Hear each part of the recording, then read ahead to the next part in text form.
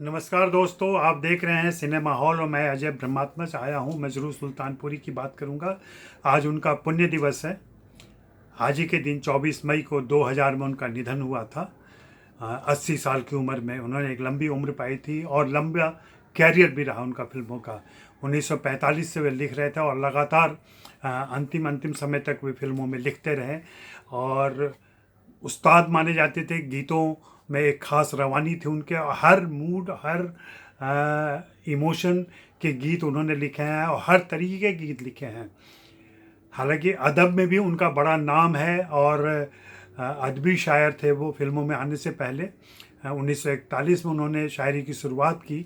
तब जिगर मुरादाबादी उनके उस्ताद हुआ करते थे और जिगर मुरादाबादी ने न सिर्फ उनकी गज़लों और नज़मों का इस्लाह किया बल्कि उनकी पर्सनालिटी का भी इस्लाह किया।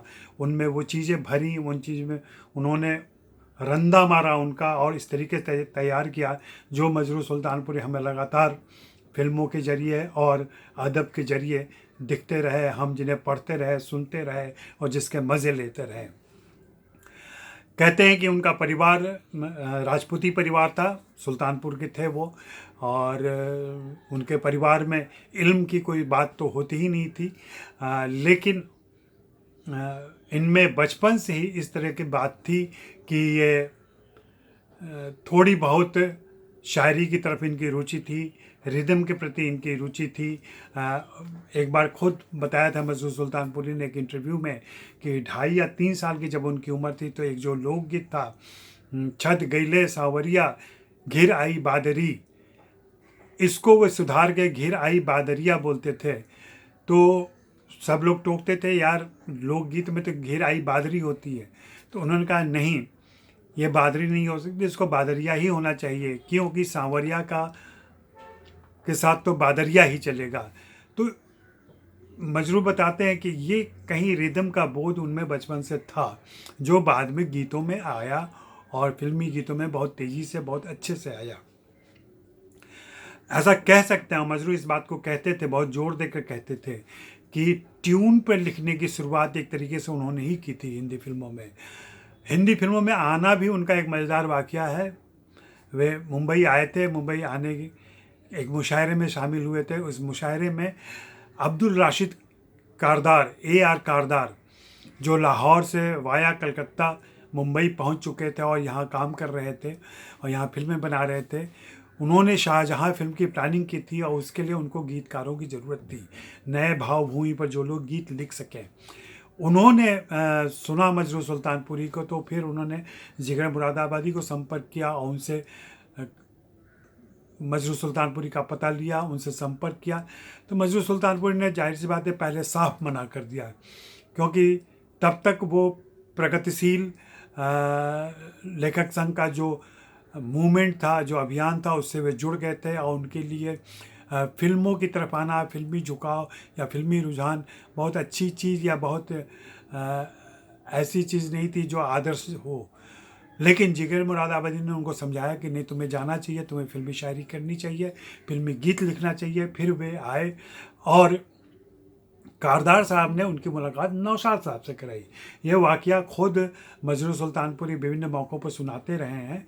और जब नौशाद साहब से वे मिले तो नौशाद साहब नए लड़के को देख करके थोड़े चौंके और उन्हें कहा कि ठीक है, आप कुछ सुनाइए, हमें कुछ बताइए। उन्होंने अपनी शायरी सुनाई तो उनको बात अच्छी लगी। तो फिर उन्होंने कहा कि ठीक है, मैं एक धुन आपको देता हूँ, इस धुन पर आप लिख करके दिखाइए।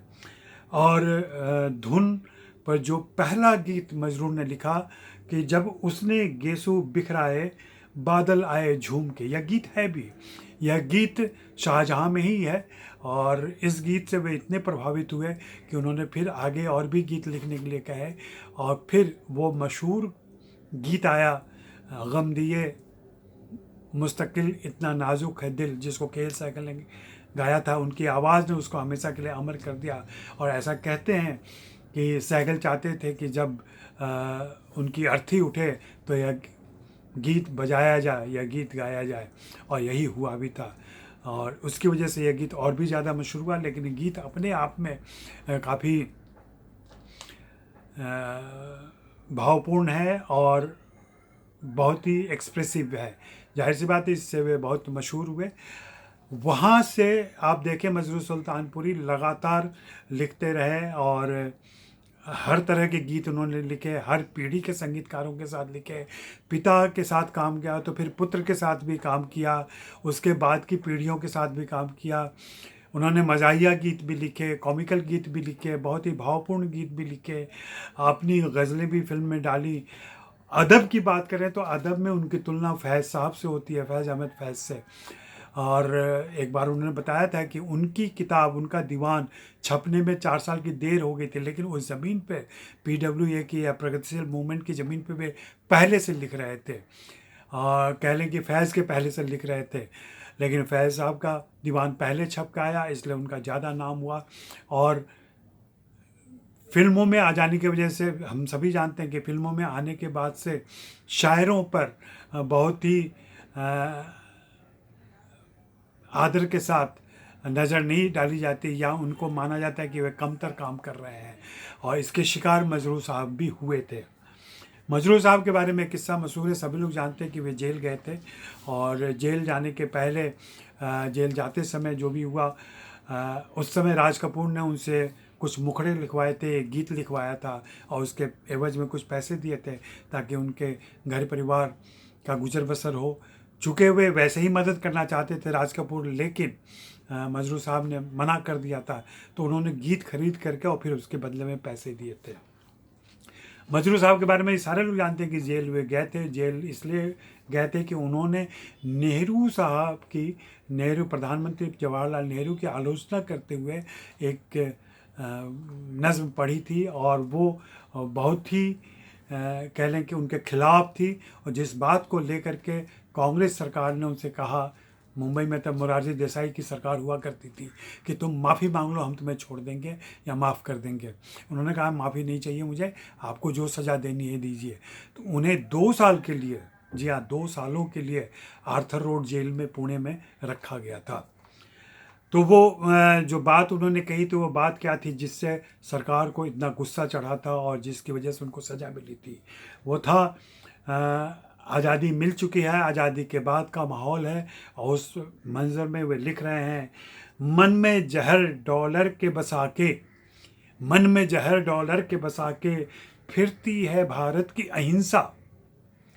खादी के केंचुल को पहनकर, खादी के की केंचुल को पहनकर ये केंचुल लहराने न पाए, अमन का झंडा इस धरती पर किसने कहा लहराने न पाए। ये भी कोई हिटलर का चेला, ये भी कोई हिटलर का है चेला, मार लो साथी जाने न पाए। गौर करें, ये भी कोई हिटलर का है चेला, मार लो साथी जाने न पाए। कॉमनवेल्थ का दास है नेहरू, सीधा नाम लेकर के, कॉमनवेल्थ का दास है नेहरू, मार लो साथी जाने न पाए। जाहिर सी बात है, इस पर किसी को भी गुस्सा आ सकता है, किसी भी सरकार को, किसी भी प्रधानमंत्री को, और प्रधानमंत्री के पिछलग्गुओं को गुस्सा आ सकता था। आज भी अगर आप प्रधानमंत्री के खिलाफ कोई बात कहें, कोई स्टेटमेंट रखें, उनसे कोई सवाल करें, तो आपको ट्रोल होने लगता है, आपको सज़ा भी दी जा सकती है। ये बात तब भी थी, तब भले ही कांग्रेस की सरकार थी, तब नेहरू जैसे लोकप्रिय प्रधानमंत्री थे, लेकिन उनको ये बात नागवार गुजरी थी। मजरू साहब में ख़ास बात ये थी कि मजरू साहब प्रगतिशील लेखक संघ से जुड़े हुए थे, प्रगतिशील विचारों से धनी थे, मार्क्स को उन्होंने पढ़ा था, और इस तरीके से उनके वालिद चाहते थे कि वो मौलाना बने, लेकिन मौलाना से वे मार्क्सवादी बन गए थे, और मार्क्सवाद उनकी रग रग में बसा था, जो उनकी शायरी में, उनकी जीवन शैली में, इनमें आता रहता था, और उसी की वजह से उनकी अपनी एक ख़ास पहचान बनी थी। आपको ये भी बता दूं मैं कि मजरू सुल्तानपुरी पहले गीतकार थे जिनको दादा साहब फाल्के अवार्ड से सम्मानित किया गया था। उनकी एक आदत बहुत अच्छी लगती थी, बल्कि 2 आदतें, वे हमेशा सफ़ेद कुर्ता पहनते थे, धोती भी पहनते थे, और पान बहुत खाते थे। ज़्यादातर इवेंट में, मुशायरों में, इंटरव्यू देते वक्त भी पान खाते रहते थे, और रुमाल निकाल करके मुंह पोछा करते थे, क्योंकि पीक या वो बाहर टपकने लगता था। तो ये उनकी एक ख़ास आदत थी, एक ख़ास अंदाज़ था उनका, और ये पुराने शायरों में बहुत ज़्यादा था। तो बस इतना ही आज।